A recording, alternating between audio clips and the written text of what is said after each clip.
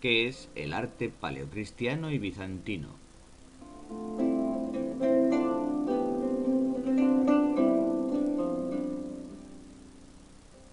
El arte paleocristiano es el que realizan las comunidades cristianas desde sus orígenes hasta la frontera que establecen los primeros siglos del arte medieval. Por tanto, el arte paleocristiano coincide principalmente con el periodo bajo imperial del arte romano. Mientras el cristianismo sea una religión ilegal y perseguida dentro del imperio, las manifestaciones artísticas que elaboren sus adeptos se desarrollarán en paralelo al arte romano.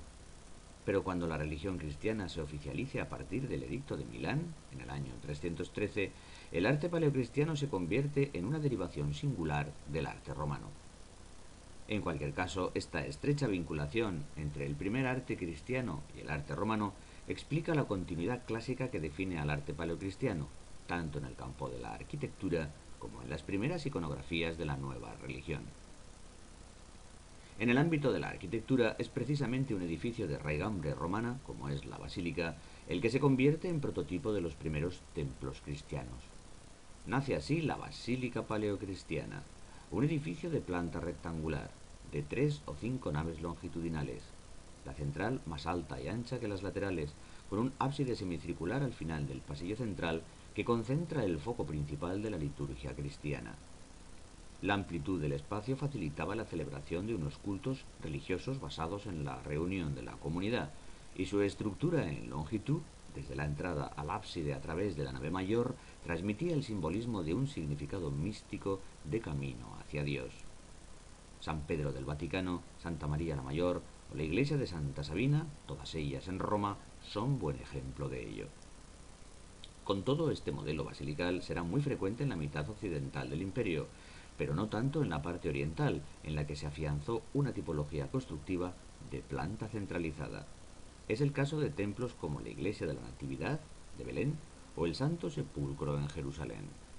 Paralelamente van surgiendo nuevas construcciones que completan las necesidades litúrgicas de la nueva religión.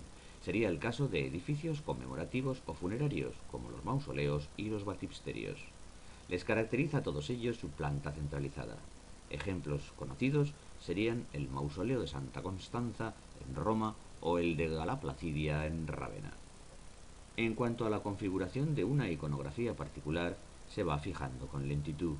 Primero durante la etapa clandestina de la religión cristiana, en la decoración de catacumbas, a través principalmente de las pinturas con que decoraban sus paredes.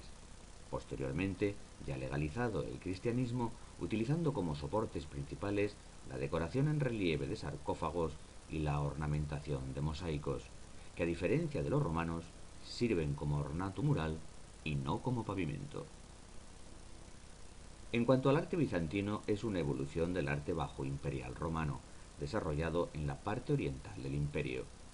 Su personalidad se irá definiendo, primero cuando se produzca la separación administrativa de las dos mitades del imperio, en el año 395, durante el reinado de Teodosio, y más aún con la desaparición del imperio de Occidente en el año 476, que deja a la parte bizantina como la única heredera del legado de Roma.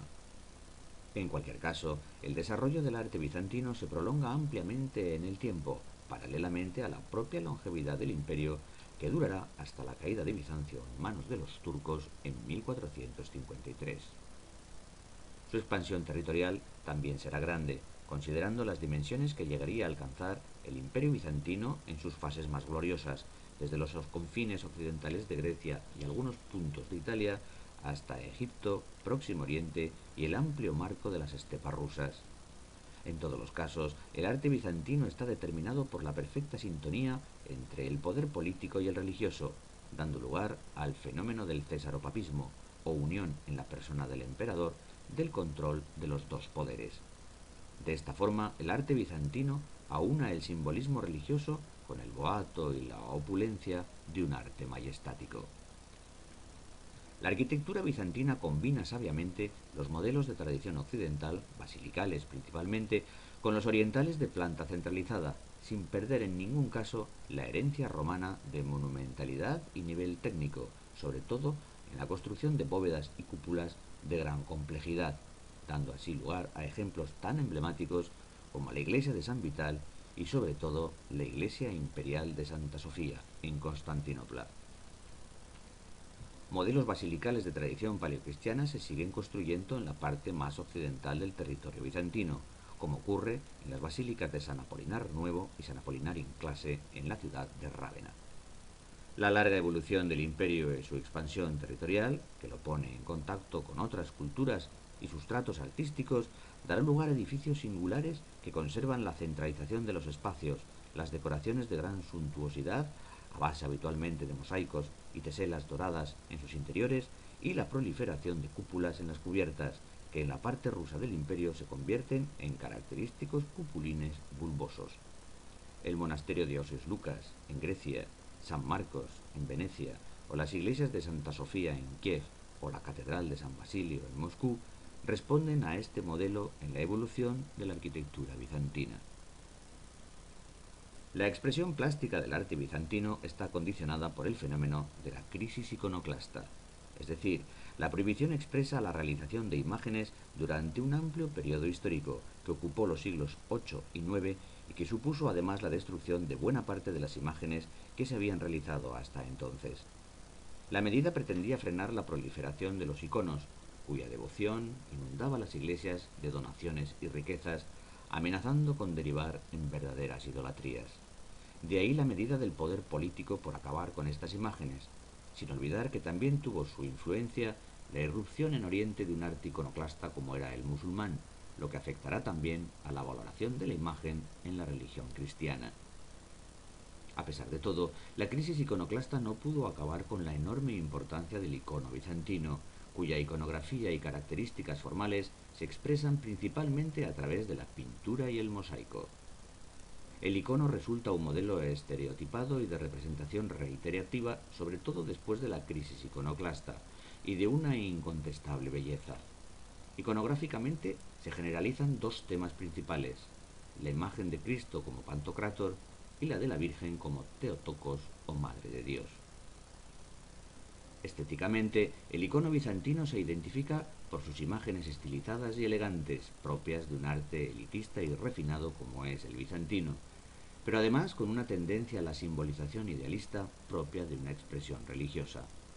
Ello lleva consigo una tendencia a la rigidez y el hieratismo de las figuras, muy esquematizadas en sus anatomías, fuertemente expresivas y proclives a estimular en el espectador la piedad y la devoción.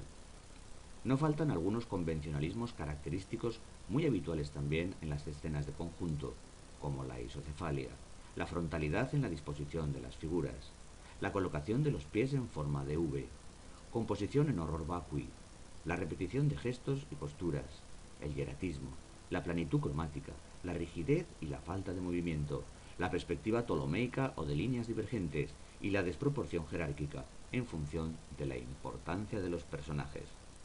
En el caso del mosaico, que se emplea como decoración mural y no como pavimento, se añade a las características mencionadas el brillo rutilante de un teselatum de pasta vítrea o de pan de oro, que a su luminosidad e impacto cromático agrega una fastuosidad y riqueza propia de un arte imperial.